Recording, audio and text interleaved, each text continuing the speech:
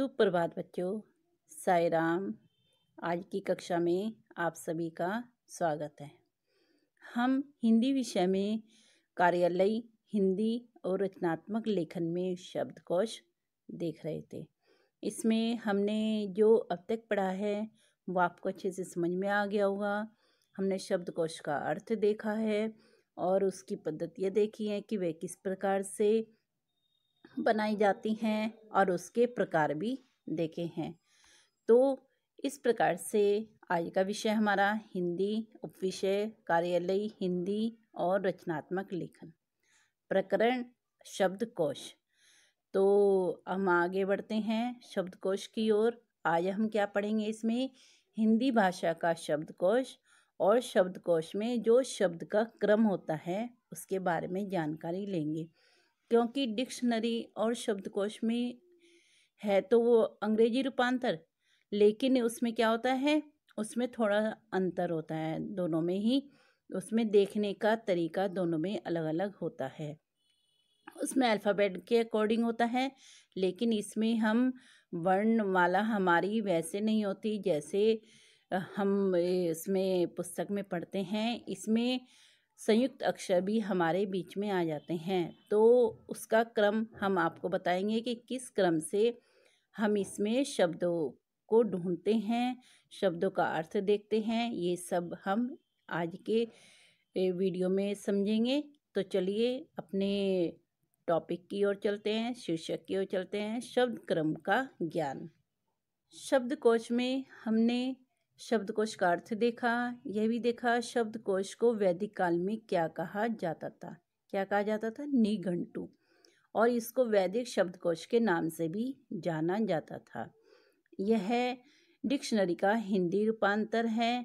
इसमें हमने उदाहरण से इसका अर्थ समझा कि शब्दकोश में हम क्या देखते हैं, कैसे शब्दों का अर्थ देखते हैं, उसके बारे में पूरी जानकारी हमें शब्दकोश में मिल जाती है। हमने उसका लाभ भी देखा कि उससे हमें क्या क्या फ़ायदा होता है। कोश के प्रकार देखे हैं। कोश के प्रकार कितने होते हैं? 5। ठीक है। इसके बाद हमने भाषा कोश की रचना की पद्धतियाँ भी देखी है कि किन पद्धतियों के आधार पर हम कोश का निर्माण करते हैं। ठीक है। आज हम देखते हैं हिंदी भाषा का शब्दकोश। शब्दकोश शब्द क्रम का ज्ञान, कि इसमें किस प्रकार से शब्द क्रम बनता है। तो सबसे पहले हम नियम देखते हैं इसके। हिंदी भाषा में शब्दकोश देखने के लिए हमें हिंदी भाषा की वर्णमाला तथा संयुक्त अक्षर आदि की जानकारी होनी चाहिए। अगर ये जानकारी नहीं है तो हम इस शब्दकोश में से शब्दों का अर्थ नहीं ढूंढ सकते। आगे है हिंदी वर्णमाला क्रम और शब्दकोश में प्रयुक्त वर्ण क्रम में अंतर होता है।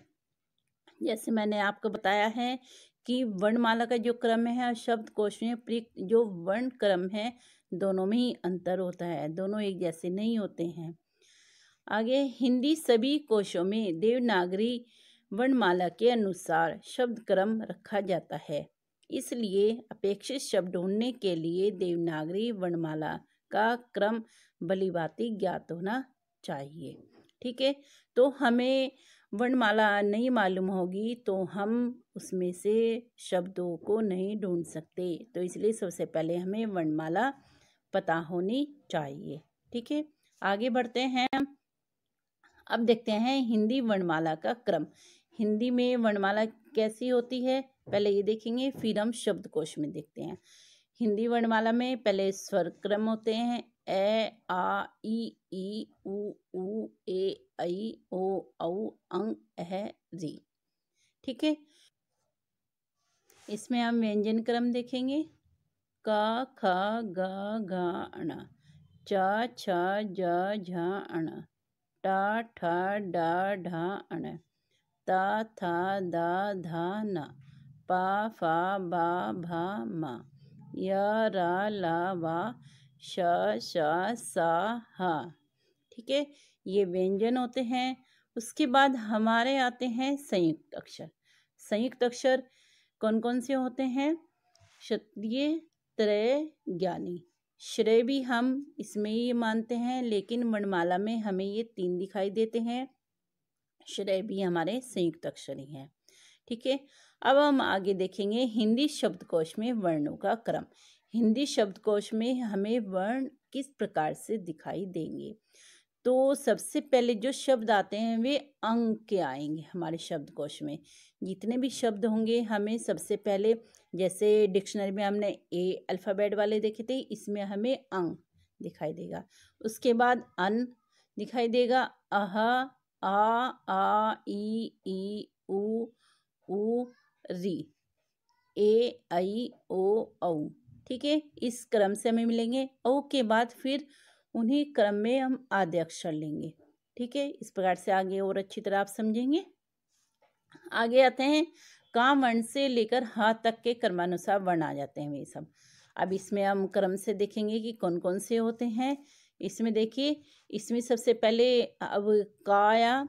का के बाद इसमें, क्योंकि क्षत्रिय हमारा का और शा से मिलकर बना है, तो इसके बाद हम का के बाद हमें क्षत्रिय वाले शब्द दिखाई देंगे। उसमें हमेशा ध्यान रखना कि जब हम ढूंढते हैं तो बच्चे क्या करते हैं, बच्चे अंत में देखते हैं, क्योंकि वर्णमाला में अंत में आता है संयुक्त अक्षर, लेकिन शब्दकोश में हमें यहाँ का के बाद दिखाई देगा। हमेशा ध्यान रखना। ये प्रश्न भी आता है, क्षत्रिय हा से पहले आता है बाद में, तो अधिकतर बच्चे बाद में लिखते हैं, क्योंकि वर्णमाला में हमने बाद में ही पढ़ा है। तो इसमें ऐसा नहीं होगा, इसमें हमें का के बाद नजर आएगा। ठीक है, फिर खा, गा, घा, अणा, चा, छ, जा।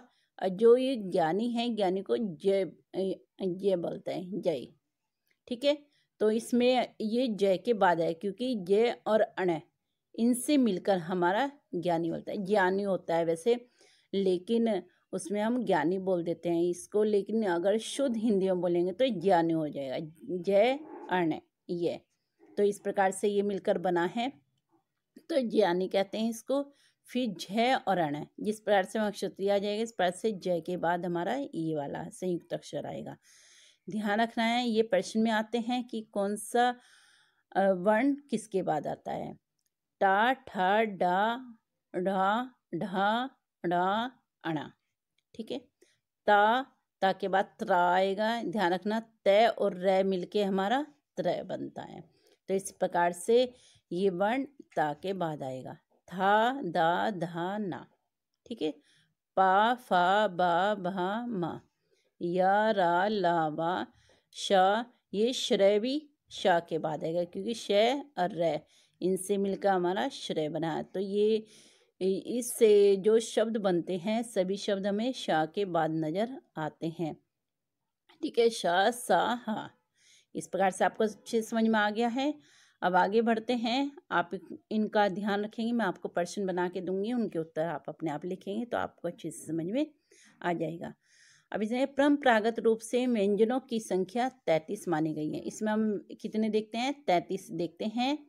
और फिर द्विगुण व्यंजन, जो ढा और ढा को जोड़ देने पर इनकी संख्या कितनी हो जाती है, 35। ये हमारे दो और जुड़ जाते हैं, लेकिन संयुक्त अक्षर हमारे अलग गिने जाते हैं। ठीक है, जो का और शा के योग से क्षत्रिय बना, ता और रा के योग से त्रा बना, जय और अणय के योग से क्या बना है, ये हमारा ज्ञानी बना है। ठीक है, इसको ये ज्ञानी बोलते हैं, इसलिए, लेकिन यहाँ पे बच्चा दिखता है, इसको ज्ञानी के उससे ही जानते हैं। ठीक है, आगे बढ़ते हैं हम। इस प्रकार शब्दकोश में सर्वप्रथम अंग और अन से प्रारंभ होने वाले शब्द आते हैं, और अंत में हा से प्रारंभ होने वाले शब्द। ठीक है, प्रत्येक अक्षर से प्रारंभ होने वाले शब्द भी हजारों की संख्या में होते हैं, अतः शब्दकोश में उनका क्रम विन्यास विभिन्न स्वर की मात्राओं के निम्नलिखित क्रम में होता है।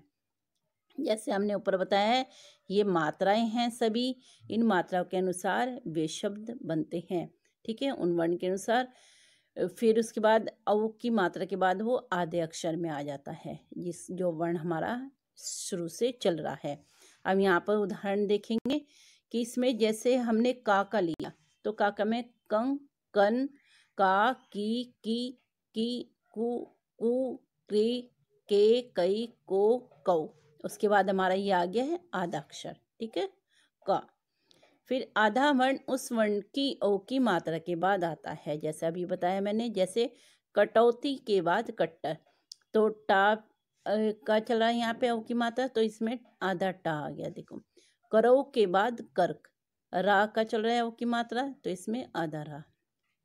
कौस्तु के बाद कय, ये अच्छे समझ में आ गया होगा। अब आगे री की मात्रा ओ की मात्रा वाले वर्ण के बाद आती है। कु कूल के बाद कृत, ठीक है। ये आपको ध्यान रखना है, जो प्रश्न आते हैं इसी के आधार पर आते हैं। क्षत्रिय वर्ण संयुक्त अक्षर है, ये आधे का के बाद आता है। जैसे मैंने आपको बताया, का चला, हमारा का वर्ण का चला है, ये सब आधे का के बाद यहाँ पे क्या आएगा हमारा, ये क्षत्रिय आ जाएगा। फिर इसके वो चलेंगे, अब शब्द चलेंगे, ठीक है। क्विंटल के बाद जैसे क्षण आ गया। अब ये देखेंगे, ज्ञा अक्षर जो के अंतिम शब्द के बाद आता है। जौहरी, जौहरी के बाद क्या आएगा, ज्ञात, तो ये अब इससे चलेंगे हमारे शब्द। त्राक्षर त्यो के बाद आएगा, ठीक है, त्योहार के बाद त्रा। श्रेय अक्षर श्यो के बाद आएगा, तथा रा अक्षर शब्दकोश में य के बाद आता है। हमेशा ध्यान रखना इस चीज का। देह अक्षर दव के बाद आता है। धोत्री के बाद द्योति, जैसे जिस प्रकार से हो गया, तो इसमें देखो कि किस प्रकार से आया। ये दव है, दव के बाद हमारा ये ध्य सूचना चला है, ध्य और ये मिलकर द्योत्री बनता है। आधा रा अक्षर रव के बाद शुरू होता है, क्योंकि ओ की मात्रा के बाद मैंने कहा ना आधे अक्षर आते हैं। जिस प्रकार से सरोता के बाद सर्कस एवं करोना के बाद कर्क। अच्छे समझ में आ गया ये आपको। आगे बढ़ते हैं हम, कि अक्षर किसी भी व्यंजन के य के साथ संयुक्त अक्षर के अंतिम शब्द के बाद आता है, ठीक है। यहाँ उदाहरण देखेंगे, प्योसार के बाद प्रकट, 11 के बाद ग्रंथ, ब्योरा के बाद ब्रश। तो इसमें देखो दो व्यंजन हैं इसमें, इसलिए संयुक्त अक्षर कहा गया है। संयुक्त है कि एक साथ व्यंजन आ रहे हैं, तो इसमें इसके बाद हमारे क्या आता है, अंतिम अक्षर, अंतिम शब्द के बाद ही आता है ये, ठीक है। इस प्रकार प्रत्येक वर्ण के सप्रथम अनुस्वार या चंद्रबिंदु वाले शब्द आते हैं। अनुस्वार आपको मालूम है कि किसको कहते हैं, अंक को। फिर उनका क्रम क्रमशः ए आ ई उ री ए ऐ ओ औ की मात्रा के अनुसार होता है। पहले ये दोनों आ जाते हैं, फिर उनका क्रम ये आ जाता है। औ की मात्रा के बाद आधे अक्षर से प्रारंभ होने वाले शब्द दिए होते हैं। उदाहरण, का अक्षर से प्रारंभ होने वाले शब्दों का क्रम निम्न प्रकार होगा। जैसे हमने भी बताया था, कंग, कर्ण, का, की, कुकु, क्री, के, कई, को, कौ, का, ठीक है। इस प्रकार से जैसे हम आधे अक्षर वाले शब्द देखेंगे यहाँ पर, क्या, क्रंद, क्रम, इस प्रकार से हमारे शब्द आ जाते हैं ये आधे अक्षर के। तो ध्यान रखना है कि औ की मात्रा के बाद आधे अक्षर शुरू होते हैं। प्रत्येक शब्द के प्रथम अक्षर के बाद आने वाले द्वितीय तृतीय आधे अक्षरों का क्रम भी प्रयुक्त प्रकार से ही होगा। का के बाद खा वो क्षत्रिय आएगा, उस प्रकार से इसी प्रकार से होगा। तो ये ऐसा है कि इसमें जितने भी आएंगे वर्ण अब इसके अनुसार ही होंगे, ठीक है। अब इसमें कुछ ध्यान देने योग्य बातें हैं, इनका ध्यान रखना आप। इसमें से एग्जाम में आते हैं, इसमें पूछा लिया जाता है कि व्यंजन कैसा होता है। व्यंजन कैसा होता है, हलंत युक्त होता है। हमेशा ध्यान रखना, व्यंजन कैसा होता है, हलंत युक्त। हलंत किसे कहते हैं, जिस प्रकार से देखो का में ये लाइन खिंची हुई है, इसको हम हलंत कहते हैं, ठीक है। यानी का, खा, गा आदि रूप में जैसे ये लाइनें खिंची हुई है ना का के इधर, इसको हम हलंत कहते हैं। ध्यान रखना, हलंत किसे कहते हैं, तो व्यंजन कैसे होता है, हलंत युक्त। इसमें जिस स्वर को जोड़ा जाता है वह उसी प्रकार परिवर्तित हो जाता है। जैसे का, आ, अहा हो गया, का, ई, की हो गया, का, आई, कई हो गया। ठीक प्रकार से इस प्रकार से हमारे शब्द बनते हैं। अब आगे देखते हैं, संयुक्त अक्षर अपनी संरचना के अनुसार ही क्रम में लिखे जाते हैं। जैसे का और शा के योग से क्या बना हमारा, क्षत्रिय। पहले इसे पहले व्यंजन के क्रम में ही देखा जाएगा, ठीक है। इस प्रकार से अब आगे बढ़ते हैं हम। क्षत्रिय त्रय ज्ञानी संयुक्त अक्षर है, ठीक है। जैसे मैंने आपको पूरा बताया, हिंदी वर्णमाला में ह के बाद क्षत्रिय त्रय ज्ञानी लिखे रहते हैं। छात्र इससे भ्रमित होकर शब्दकोश में ह के बाद देखते हैं। जैसे मैंने आपको पहले बताया कि बच्चे ये गलती करते हैं, तो हमेशा गलत मत करना। आपसे अगर शब्दकोश की वर्णमाला के बारे में पूछा जाए तो आपको मालूम होना चाहिए क्षत्रिय कब आता है, का के बाद आता है। ध्यान रखना चाहिए कि ये संयुक्त अक्षर हैं, इसलिए ओ की मात्रा वाले वर्ण के समाप्त होने के बाद स्वर रहित वर्ण आता है, तब उसमें संयुक्त अक्षर देखे जाने चाहिए, ठीक है। आपको अच्छे समझ में आ गया होगा कि इसमें कब आता है। तो इस प्रकार से ही है, इसमें क्षत्रिय जिसके योग से बनता है उसी के साथ वह संयुक्त अक्षर हमारा आ जाता है। तो आशा करती हूँ आपको अच्छे समझ में आ गया होगा। शब्दों का क्रम आप अच्छे समझ गए होंगे कि शब्दकोश में हम किस प्रकार से शब्दों को ढूंढते हैं। परीक्षा में कोई गलती नहीं करेंगे, आप यह क्रम अच्छे से याद करना और इसमें जो मेन बातें हैं उनका भी ध्यान रखना। आपको मैं नोट्स भेजूंगी, कुछ प्रश्न भेजूंगी, उनके उत्तर आप स्वयं लिखेंगे इसमें से ढूंढ कर। तो परीक्षा की तैयारी आपकी अच्छे से हो जाएगी और शब्दकोश में आप कोई भी गलती नहीं करेंगे। जो आप उत्तर पुस्तिका में शब्दकोश के बारे में लिखेंगे यह आप अच्छे से रखना, क्योंकि यह आपकी 12वीं कक्षा में भी काम आएगा। तो इसलिए इसको अच्छे से याद करना, जिससे आगे भी आपके काम आएगा, तो आगे कोई आपको परेशानी नहीं होगी, ठीक है। धन्यवाद। साईं राम। खुश रहिए और अपना गृह कार्य करते रहिए और इन सबको याद करना अच्छे से। जो मैं आपको प्रश्न दूंगी उनके उत्तर लिखना और उनको याद भी करना, ठीक है। साईं राम।